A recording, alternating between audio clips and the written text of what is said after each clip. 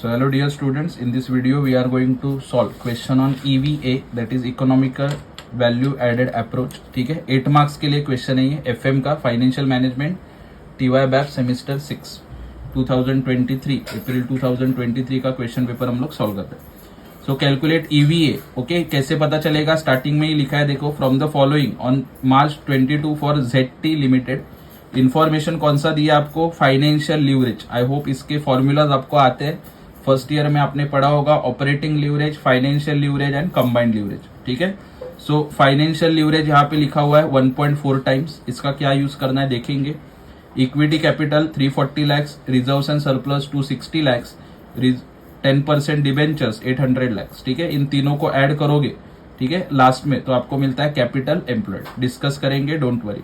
Cost of equity है 17.5% and income tax का rate है 30%.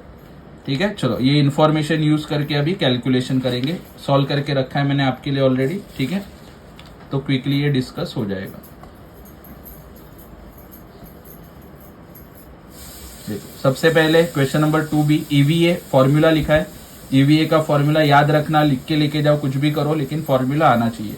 सो EVA is equal to NOPAT, that is net operating profit after tax. NOPAT minus CE for capital employed multiplied by weighted average cost of capital. Shortcut में लिखोगे तो भी चलेगा. So EVA is equal to NOPAT minus CE capital employed into weighted average cost of capital. इतना simple formula है, आपको 8 marks देके जाएगा. ठीक है, फॉर्मूला याद आना चाहिए. सो यहाँ पे देखो मैंने पेंसिल से नंबरिंग की है 1, 2 एंड 3. तो ये 3 चीजें आपको फाइंड आउट करनी है. Number 1 NOPAT, number 2 capital employed, number 3 weighted average cost of capital. ये तीनों अगर आपको पता चल गया, फॉर्मूला में इनपुट करो, यू विल गेट EVA. तो सबसे पहला स्टेप मैंने क्या ढूंढा है? फाइनेंशियल लीवरेज के यूज करके NOPAT. ठीक है, देखो यहाँ पे देखेंगे 1 by 1 हम लोग कैसे ढूंढा है. थोड़ा सा जूम आउट करता हूं ताकि आपको एक साथ दिख जाए. सो फाइनेंशियल लीवरेज का फॉर्मूला है EBIT अपॉन EBT. ठीक है, लीवरेज आपको अगर याद होगा, ठीक है, प्रीवियस वीडियो देखे होंगे तो आपको समझ में आ जाएगा. EBIT upon EBT.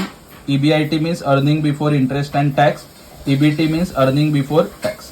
तो financial leverage is given 1.4 is equal to EBIT. EBT कैसे मिलता है? EBIT minus interest. ठीक है, नेक्स्ट स्टेप में क्या हो जाएगा? इसको देखो एक्सपांड किया खाली. EBT का क्या लिखा? EBIT minus interest. Next step में ये डिवाइड है ना, ये ऊपर चला जाएगा. ओके, डिवाइड है ऊपर जाएगा, क्या होगा? मल्टीप्लाई. सो 1.4 EBIT माइनस इंटरेस्ट. लेकिन इंटरेस्ट कितना है? 80. अभी इंटरेस्ट 80 कैसे आया? देखो, डिबेंचर्स का अमाउंट है 800 लाख.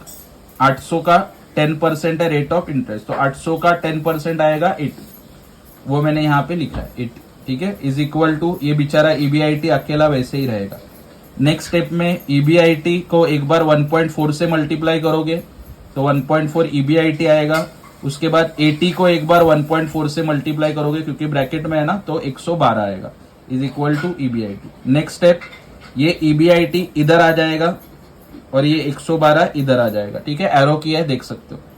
EBIT ये साइड में आया तो क्या हो जाएगा? माइनस.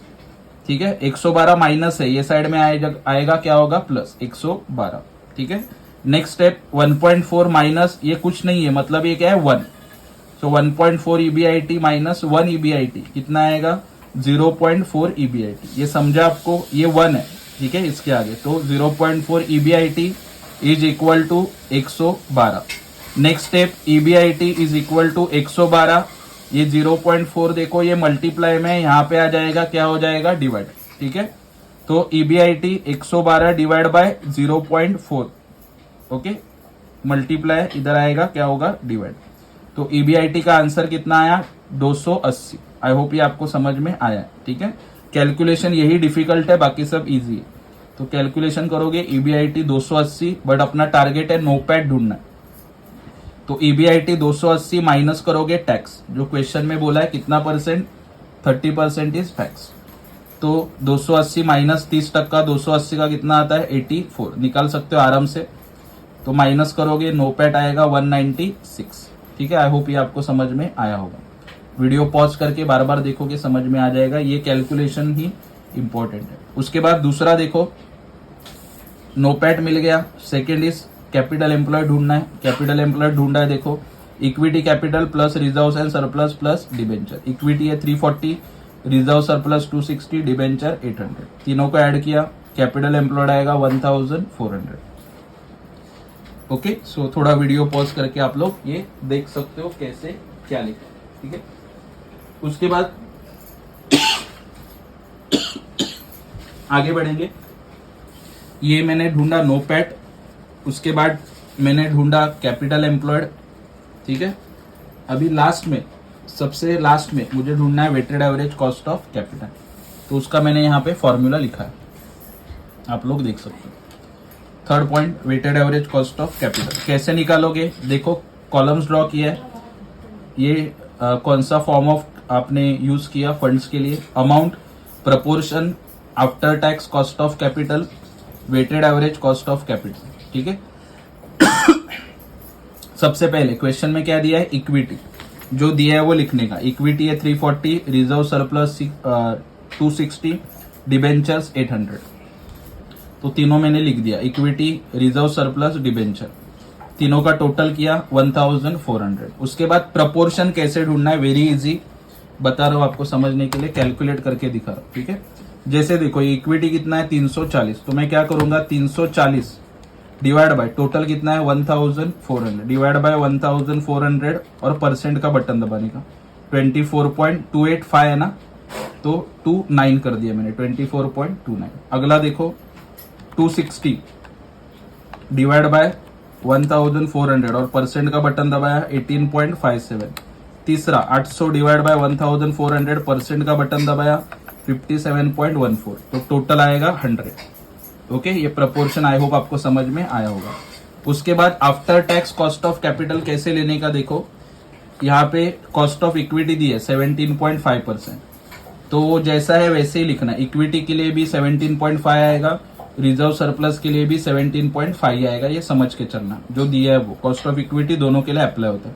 डिबेंचर का फंडा है यहाँ पे, देखो डिबेंचर का रिटर्न कितना है 10%, तो क्या करने का, हमेशा 10 माइनस टैक्स, ठीक है। तो जैसे कि यहाँ पे 10 दिया है ना, सो 10 माइनस 30%, तो कितना आएगा 7%। फिर से बता रहा हूँ, डिबेंचर का हमेशा क्या करने का, जो रेट ऑफ इंटरेस्ट होगा उसमें से टैक्स का रेट है माइनस करो। तो मैंने क्या किया 10 माइनस 30%, तो कितना आएगा 7। तो आप लोग देख सकते हो कितना लिखा है मैंने 7। सबसे लास्ट में weighted average cost of capital कैसे निकलता है, यहाँ पे लिखा है proportion multiplied by after tax cost of capital divide by 100। तो प्रपोर्शन कितना है, देखो 24.29 पहले का, ओके करके दिखाता हूँ। 24.29 इंटू 17.50 डिवाइड बाय 100 किया, कितना आएगा 4.25, यहाँ पे लिखा है 4.25, ठीक है। अगला देखो 18.57 इंटू 17.50 डिवाइड बाय 100, 3.249 है, तो 3.25 लिखा।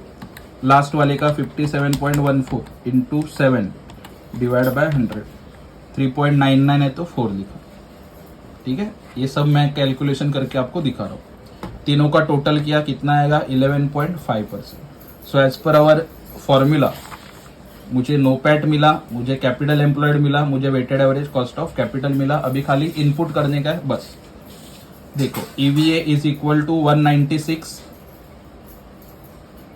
Minus 1400 into 11.50%। फॉर्मूला में इनपुट करने का, बाकी कुछ नहीं है। नोपैट कितना था मेरा 196, यहाँ पे मैंने कैलकुलेट किया था, दिख रहा है सब, ठीक है। माइनस कैपिटल एम्प्लॉयड मेरा कितना है 1400 इंटू 11.50, अभी weighted average cost of capital मिला।